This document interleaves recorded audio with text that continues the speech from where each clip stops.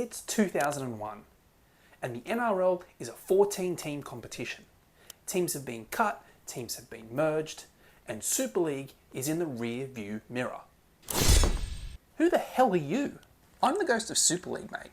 And you've got to tell the people the full story, not just the 2001 season that Parramatta surely can't stuff up.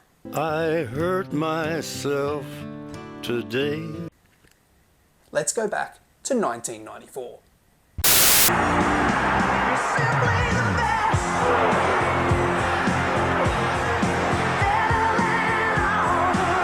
1994, there were 16 teams in the ARL competition, and it was scheduled to jump to 20 the following year.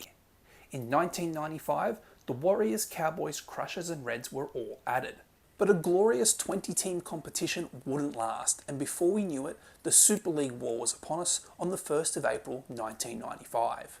No, it wasn't a bad April Fool's joke. The ARL and News Corp began tearing at the fabric of the game to see who would come out on top. And this would have major ramifications for the 22-team, two-competition year of 1997. Also joining the rugby league world in 1997 were the Adelaide Rams and the Hunter Mariners. Now, if you're watching this video, it's likely you know what happened in 1997. Cronulla's Porchlight stayed on as Brisbane beat them in the Super League Grand Final. Meanwhile, Darren Albert entered rugby league folklore as Newcastle beat Manly at the Depth in the ARL Grand Final. We all know, the fastest way to become a millionaire is to be a billionaire and own a sports team. Or in this case, fund a sports war.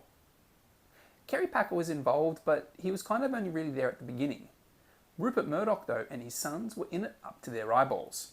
And if there's one thing Rupert really hates, it's losing money. I'd gladly give up everything for the money that I've earned. Super League had to end fast. Both sides sat down throughout 1997 to work out how to end the war, and which clubs were going to be on the chopping block. First cab off the rank were the TV rights.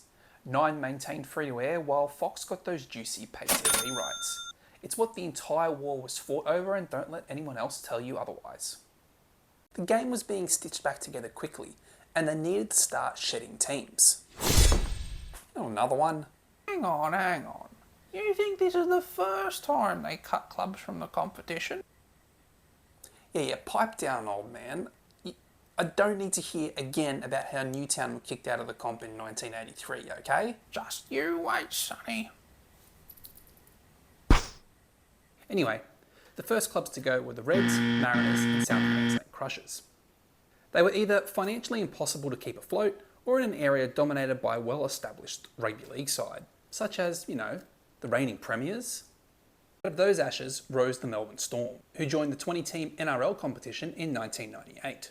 The Gold Coast and Adelaide were the next teams booted out the door.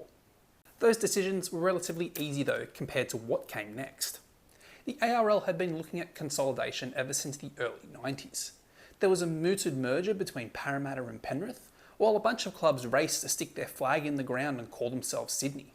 In fact, in 1995, there were 3 clubs calling themselves Sydney. You had the Sydney City Roosters, the Sydney Tigers, and the Sydney Bulldogs. At the end of the 1990s, we needed not too many Sydney clubs, but the NRL didn't want to shed too many Sydney regions. Therefore, the St George Illawarra Dragons were stitched together like some kind of Frankenstein's monster, and in their first season in 1999, they made the grand final, losing to Melbourne. And both those teams benefited massively from Super League. Melbourne got players like Brett Camorley, Scott Hill, Robbie Ross and Glenn Lazarus. The Dragons merger saw players like Rod Wishart, Anthony Mundine, Trent Barrett, Sean Timmins, Craig Fitzgibbon, Nathan Blacklock, Paul McGregor, Mark Coyne and Lance Thompson all joined together. But this wasn't the end of the mergers though, and Western Balmain were the next clubs to be sandwiched together. But this wasn't going to work out quite as well for them as it had for the Dragons in the early years.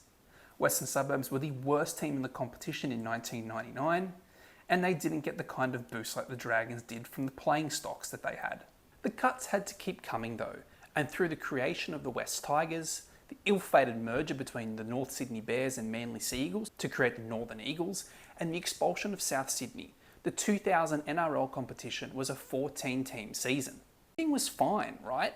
Well, no. 2001 may have been the first season in nearly a decade where no teams were added or removed, but it was not the season of stability. South Sydney launched a legal challenge to their expulsion and they succeeded. Meanwhile, the Northern Eagles, they were falling apart. North Sydney wasn't deemed a proper football facility, so they were playing games out of Brookvale Oval, as well as up there on the Central Coast at the new Gosford Stadium. Manly, though, would basically be the Northern Eagles in 2002, with the North Sydney Bears retreating from the fray, basically never to be seen again in the NRL. At least, maybe not until the next expansion club.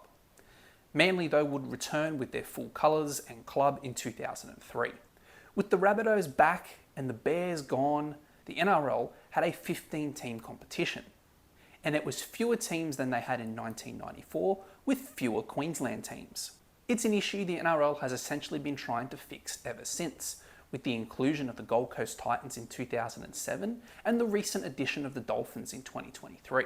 How could it be a national sport when it incorporated basically 2 teams in Queensland, most of all the teams in New South Wales, 1 team in Victoria and 1 team from New Zealand?